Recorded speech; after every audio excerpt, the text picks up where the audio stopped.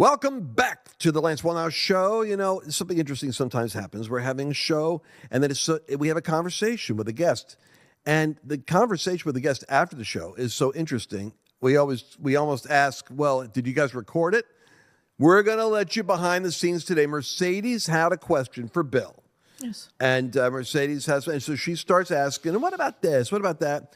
And he goes on, because Bill Federer, what you see, the thing I like about my friends is who they are off stage is who they are on stage. They just are. Mario's that way. Cousin Billy's that way. They just are who they are. So Bill's teaching. He's a motivated teacher. He did like a Kalishnikov, giving her facts. And it's like, this is interesting. Well, we're going to show it to you. And I just said that you can almost see me right in the broadcast go, are we recording this? Yeah, we're recording it.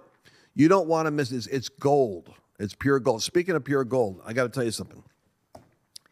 I'm reading Haggai last night, and I'm looking at this where the prophet says, every nation is going to be shaken. Every system's going to be shaken. Two little chapters in the Bible describe God's end-time plan to a T. God is about to build up his enterprise. He's building his house, and he's tearing down all the other structures. He's building something, and he's tearing down. He's doing it right now in America. You're watching it.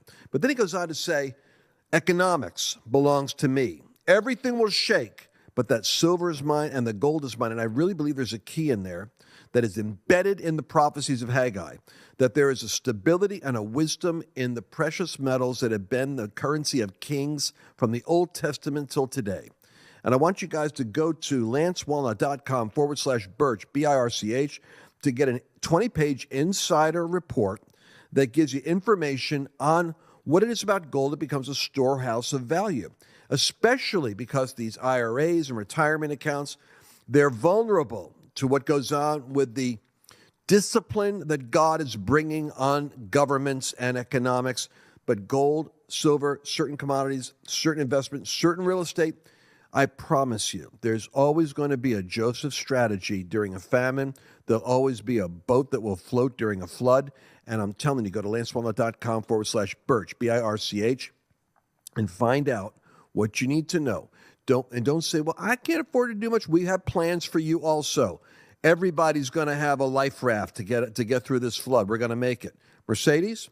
I was going to say, because it's not just gold. Like, I've got silver because I know how pricey gold is. And sometimes you just want that physical coin in your hand. I mean, they have IRAs that are gold backed. So there's lots of different things in terms of, I can't afford gold. Okay, but silver, I mean, if you listen to Robert Kiyosaki, he says it's incredibly undervalued right now and is about to go through the roof as well. Not financial advice, this is what Robert's saying. Is he saying that? He is. So that's well, he spoke at a recent rally. I wonder if he's going to be at Branson when I get there. We can find out. Go to lancewallnau.com/Birch. Take action on it now, and we're going to take you behind the scenes right away into our Bill Federer, where he didn't even know he's being recorded, but you're going to hear it.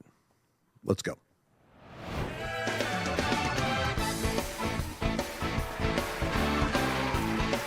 I have a question, though, if Bill's still around. Bill, you there? Yeah, I'm here. Because I got really into the Mayflower Compact when I was writing this book, Lance and I's, our last When she was writing...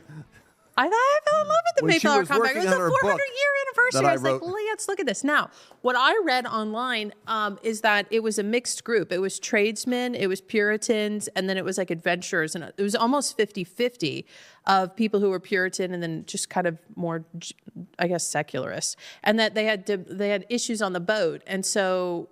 this is what I read online, that there were some legal, hey, you can't steal, you people are stealing, we've got issues, we have to come up with some sort of government. And then that was the reason why, that the Christians on the boat wrote the Mayflower Compact and had everybody agree to it and said, you have to abide by the laws if you want to have a vote in this new society. But you were saying, it made it sound like it was all Puritans. So I just wasn't sure if what I was reading is correct. Right. So there, on the boat were the pilgrims. Mm-hmm. They were a little. So you have Catholic, mm-hmm. and then in 1534, King Henry breaks away from the Catholic, starts the Anglican Church. His advisors tell him if he's serious about breaking away from the Anglicans, he needs to stop using the Latin Bible, get himself an English Bible. German princes have Martin Luther's German Bible. He needs an English Bible. So he gets an English Bible and dusts his hands and thinks that solves the problem. But something unexpected happened. People began to read it and began to compare what's in the Bible to this king divorcing and beheading his wives. And so a group starts called the Puritans. That's where the term came from. They wanted to purify the Anglican Church. King didn't like him, but other groups started too. And they were called separatist groups. And they said it's beyond hope of purifying. We're going to separate ourselves, meet secret barns and basements by candlelight. And this is when the Baptist faith in England was started. 3 guys started the Baptist faith, John Merton, Thomas Helwise, and John Smith, spelled S-M-Y-T-H. So John Smith had a Baptist church. And the question was over church government. And John Smith said that the congregation votes for elders, and you have the different elders that share leadership responsibility. One of the people in his church was John Robinson. And he said, no, God does anoint someone to be the pastor. So the church members all vote, but they vote for the pastor. And he is called as a pastor, even though there are other elders. And, you know, a little bit of a minor thing sounds like today, but John Robinson's group splits away. Wow. So it's a Baptist church split. And John Robinson's group is what goes to Leiden, Holland, and then they send people to America. So America was basically a Baptist church plant. Doctrinally, they were Baptist. Church government-wise is why they broke with the John Smith branch. But they were basically Baptists, you know. But it was a congregational model that they had been studying for, 1517 to the Reformation. You had really a whole century where the scholars in Europe were called Christian Hebraists, and they weren't just thrilled they could read the Bible in their own language. They were focusing on this 400-year period where there was no king. I was going to say that I like this story where there is a mixed group, where it almost seems 50-50. And the reason for that is that I like the idea of Christians taking the lead and setting up a form of government. And so I just didn't know if you knew if that was true or not. Oh, yeah. There were the non-Christians there. Yeah. But they were just individuals, and they were the concept of a covenant was the Christians that came up with that idea. I agree. But that's what I like about that story, is to think that there were non-Christians on the Mayflower, essentially adventurous. They might have issues, but that it was the Christians who took the lead to say, no, listen, if we're going to get off this boat, we've got to have some sort of agreed form of government, that it was Christians who took the lead to do that in response to essentially the disagreements from people who weren't under, that accountability to the Lord, and to say, okay, well, you don't share that same worldview, but we need to have an agreed upon law. And it's interesting, in the documents, they refer to the non-Christians as the strangers that are among us, because they were such a community that the strangers, we got to deal with the strangers. Yeah. I love it. Well, and when the children of Israel came out of Egypt, they had strangers among them. Yeah, exactly. They were partakers of the covenant that the Israelis had. Right, the mixed multitude. It's interesting. There's some sort of stone, I want to say, in Egypt I just saw. It's like one of the oldest historical stones, and it talks about like who Egypt went to war with, and then the symbol for the groups that they went to war with all were kings, except for when it gets to Israel, it's the symbol for people group, because they didn't have a king. Isn't that interesting? I'll have to find it and send it to you, but I didn't know. Their tribes just all agreed. Yeah. We're going to be doing a segment after you, which has to do with Christian nationalism. And I have been betwixt and between on this, because the Lord hasn't given me a sense of settled peace on what's really going on here. And I hate being manipulated by the left in a conversation. So I'll give you an idea what I mean. I'm driving home a couple of days ago, and I'm on the wrong radio station, and the traffic is intense, and I can't change it. Now, what I want to do is I want to go back to Fox, something where I'm going to hear a familiar voice. But I realize how fortuitous this was. October 25th, I made a note. Driving home from Flashpoint, I heard MSNBC News, an Obama advisor, say some interesting things. I wrote them down as soon as I got home. 1, our strategy on the left is to characterize Republicans, MAGA people, conservatives, and Christians as extremists. Our goal is to make the movement sound extremist. We're going to link extremism in the mind of the populace with every candidate they've got. Thus, they're MAGA candidates, they're Trump radicals, they're January 6th insurrectionists, they're election deniers, they're even vaccine deniers. Oh my gosh, hair on fire. Then, of course, we'll cover this later. They got some nut job, demonized guy in San Francisco, of all places, who, breaks into Pelosi's house. So they're going to play that up. They're going to try to make that like a George Floyd moment or something to change the news cycle. But here's what this guy says. Our goal in the closing argument, our goal in the closing 2 weeks is to label them as extremists that are bullying gays and trans kids. They're taking away your voting rights. They're favoring the rich in Wall Street. They're taking over your body so that you can't have a right over your whether you have a child or not. And there's insurrectionists that are extremists against even fair elections. Barack Obama said they always, when he gets hit by the right and the conservatives, this is what the guy says. He says, for instance, they'll start talking crime. Obama would flip it around and accuse them of racism. Obama said, never play their game. Instead, expose it. Never play the game. The game is all these Christians are running to the press right now to sign oaths and go online and say, I'm not a Christian nationalist extremist. There's not a pursuit of truth on the left. They don't really think you're an extremist. They want to label you as an extremist because their goal is to destroy you. Now they're calling Christians extremists, and if we agree that what they're calling the New Apostolic Reformation, Dominionism, Christian nationalism, every time we go and grab these terminologies and try to clean them up and explain that we're not really that, it only actually hurts us because it divides us in our own cohesion.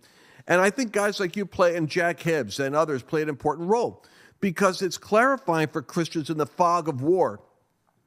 You have skin in the game. You have a moral authority and a spiritual responsibility to be engaged in the governmental arena. And what are your thoughts as I'm sharing this with you? Because there's all kinds of pledges coming out now to get people to distance themselves from the dangerous Christian nationalism and extremism. How do you process that? Yeah, well, George Washington, 1778, said, to the distinguished character of patriot, it should be our highest glory to laud the more distinguished character of Christian. So you have Christian and patriot in the same quote from the father of the country, George Washington. And matter of fact, for most of American history, the population has been Christian. Mentioned in 1965, 93% of Americans identify themselves as Christian, 69% Protestant, 24% Catholic, and then there was 3% Jewish. FDR, during World War II, passed out Gideon's New Testaments and Book of Psalms to all the soldiers in World War II. Blue ones to the Navy, brown ones to the Army. I have a copy. And at the beginning, he writes the foreword, as Commander-in-Chief, I take pleasure in commending the reading of the Bible to all who serve in the armed forces. And a couple quotes I could share. 1941, FDR said, the whole world is divided between pagan brutality and the Christian ideal. We choose human freedom, which is the Christian ideal. FDR, Fireside Chat, 1942. This great war effort will not be imperiled by a handful of noisy traitors, betrayers of America, betrayers of Christianity itself. And then October 28th, 1940, FDR said, we guard against the forces of anti-Christian aggression. November 1st, 1940, those forces hate democracy and Christianity as two phases of the same civilization. They oppose democracy because it is Christian. They oppose Christianity because it preaches democracy. And then one last one, September 1st, 1941, FDR said, preservation of these rights is vitally important to the whole future of Christian civilization. Here's a quote from Marco Rubio after the Mar-a-Lago raid, Fox News, August 12th, 2022. He says, this is shocking, but in Latin America and many other countries around the world, here's what happens. A group takes power. One of the first things they begin to persecute and go after their political opponents. When the supporters of their political opponents begin to complain, they begin to target and criminalize opposition. The next thing you're going to see, because it's the playbook, is going to be that people who are supporters of Donald Trump or just conservatives are going to begin to get labeled as potential insurrectionists and harassed by law enforcement.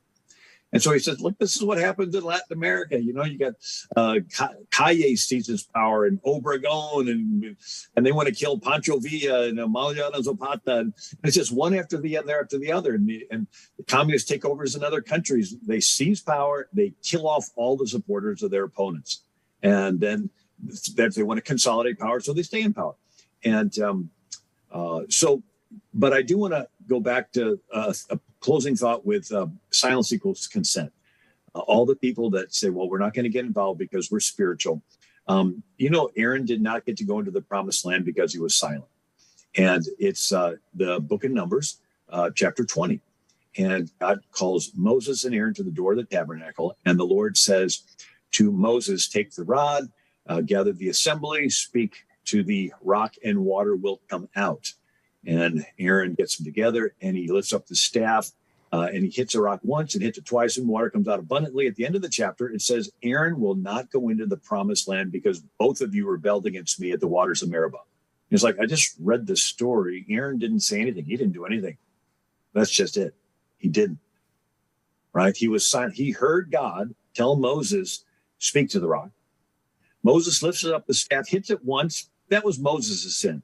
When he lifted it up the second time, Aaron knew what was coming. And there's no record of him saying, Moses, wait, Moses, God told us, no, don't do that, Moses. No, there's no record. Aaron just stood there silent. And God said, Aaron will not enter the land because both of you rebelled against me at the waters of Meribah. Mordecai told Esther, there's a decree, a mandate from the government to kill all the Jews. And if you remain silent at this time, deliverance for the Jews will arise from another place, but you and your father's family will perish if you're silent. There's Leviticus 20. Any Israelite or foreigner residing in Israel who sacrifices any of his children to Molech should be put to death.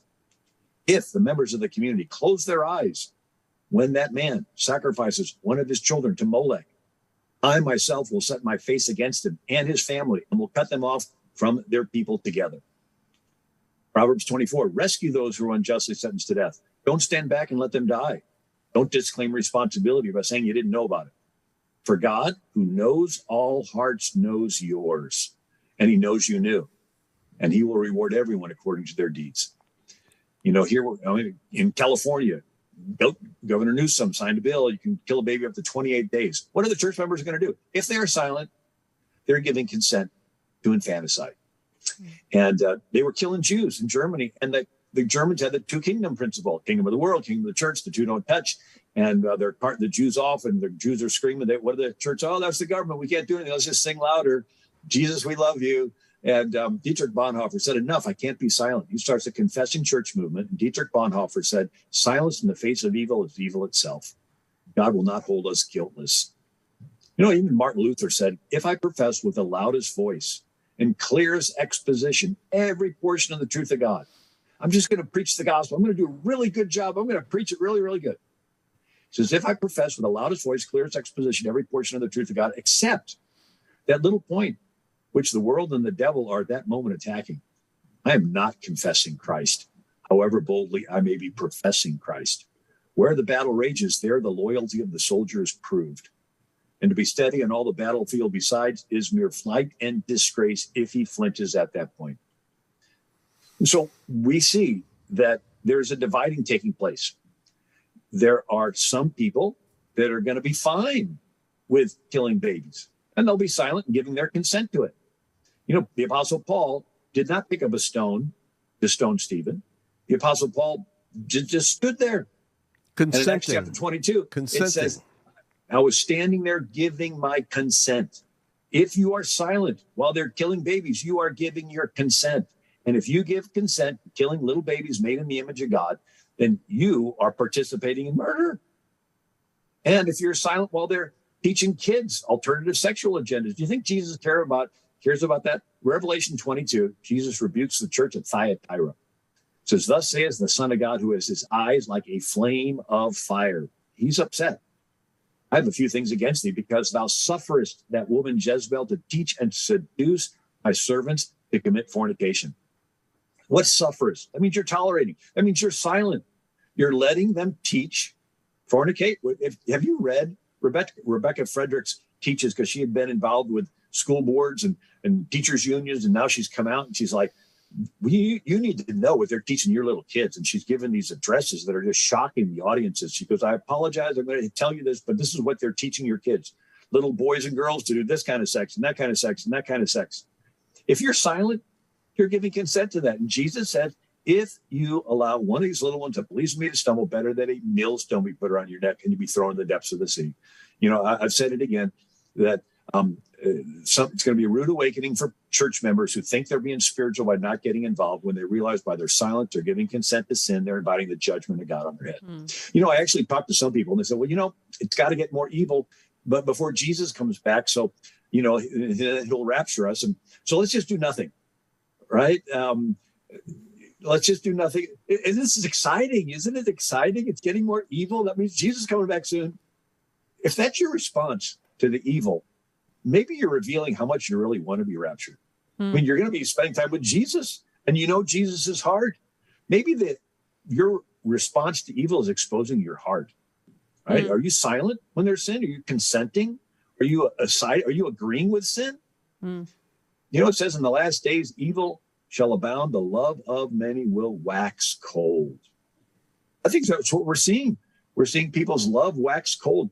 Matthew 25, midnight, the cry came, the bridegroom cometh. And the foolish virgin said, give us some of your oil. Our lamps have gone out. And when they go to buy, the bridegroom comes, and then they say, Lord, Lord, open us. He says, verily, I tell you, I know you not. I tell people, do you know Jesus' heart? Do you think he cares about little children, about them being sexualized, little boys getting chemically castrated, little young girls getting their breasts removed? You think they're made in his image? He made them. You know, Ezekiel 9 has a vision, terrible stuff in Jerusalem, and the Lord gives a vision to Ezekiel, and he says, tell those that have charge over Jerusalem to come near. And behold, 6 men came with a destroying weapon in each of their hands. And he called to the man with a writer's inkhorn. And he said, go through the midst of the city, put a mark on the forehead of those who sigh and cry over the abominations done within the city. And to the others, he said, go after him through the city, smite, slay old and young, but do not come near anyone on whom is the mark, and begin at my sanctuary. Hallelujah. Think about that. What's the difference? Is sighing and crying. I said it the other day, and I know I'm going to annoy people, but I don't really care anymore. I said, so we have different ideas about the rapture, the second coming, etc. There's a lot of theological divide. Well, what if I'm a subscriber to the fact that maybe not everybody's ready? Maybe the 5 wise and the 5 foolish. Maybe there are people that are ready for the second coming or the rapture. Maybe there are those that aren't. Here's what I'll tell you. If you're one of those California people that is loving the rise of the Antichrist, the building of the third temple, and it thinks that you're removed from the destruction that you're bringing into California, you're deceived. You, by not voting, by not caring, by sitting back, and this is the whole. By the way, this is the logic behind half of the voters that are evangelical in California that don't vote. Yep. They've fallen under the teaching that it's the end times, and they're happy to see it accelerate because they're going to get out of here. What if they're not qualified to go? And the very reason why they're not is because they weren't doing the Father's will. They were escaping responsibility. I'm just saying that because it's weird theological territory, but nobody will say it. I'll just say it. Well, to me, it's really interesting, too, because, I mean, let's just go back to when Hitler was here and they were rounding Jews up, putting them in cattle cars, taking them to internment camps, and then gassing them. Jesus didn't come back then. So how strangely self-absorbed are Americans who think if America falls and is given over to socialism, that Jesus is coming back? He's got to come back for us. Yeah. Because that's just American. Anyway, AmericanMinute.com is Bill Federer's website. You want to go there, everybody, before this broadcast cuts out, you want to go there. I'm enjoying him. I'm sure you are too. We're going to be having him back. And Bill, the name of your latest book again is? Well, the latest one, it's Believe, and I present the gospel in a sort of C.S. Lewis format. That's called Believe. Another one that talks about this subject is called Socialism, the Real History from Plato to the Present. And, last thought, there's a Hosanna Hillsong song. Kim Walker-Smith did a version of it.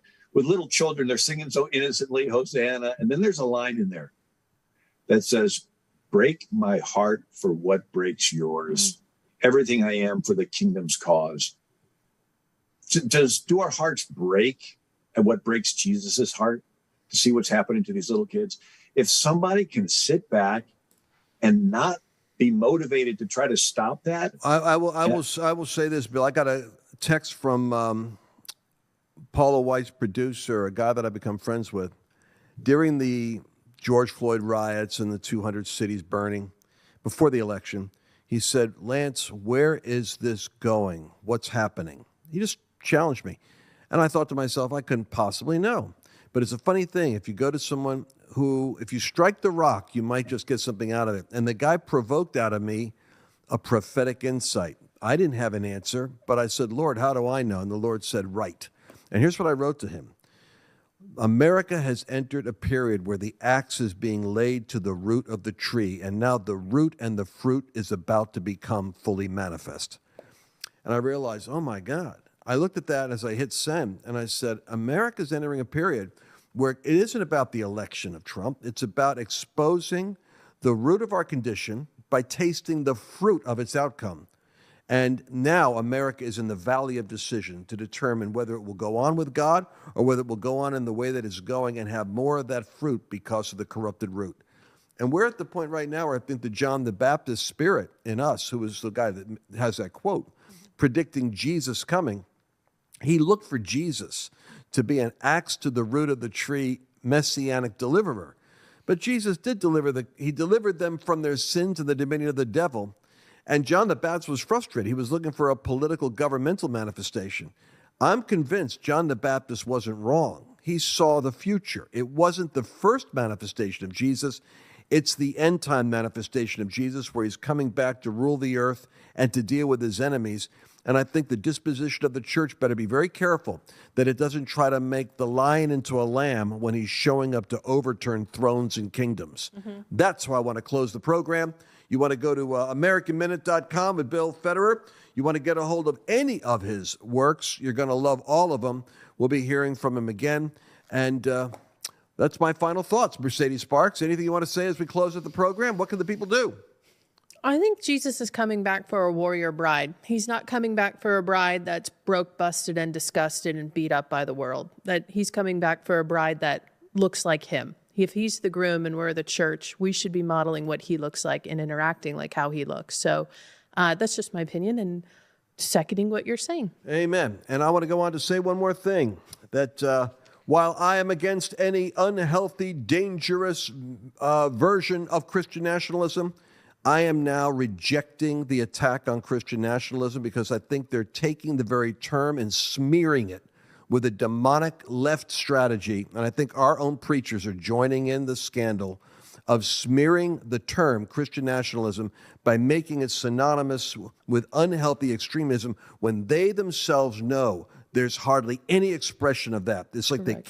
they can't wait to see the brick go through the window so that they could find a reason to justify their attack on Christian nationalism. Yeah. Christian nationalism in a healthy form may be the only thing that saves us from this pagan globalism that's trying to take us down. We'll be back again after this with another broadcast. Did you enjoy this latest episode? Please remember to share it with your friends, because the more knowledge you have, the better equipped you are to navigate the world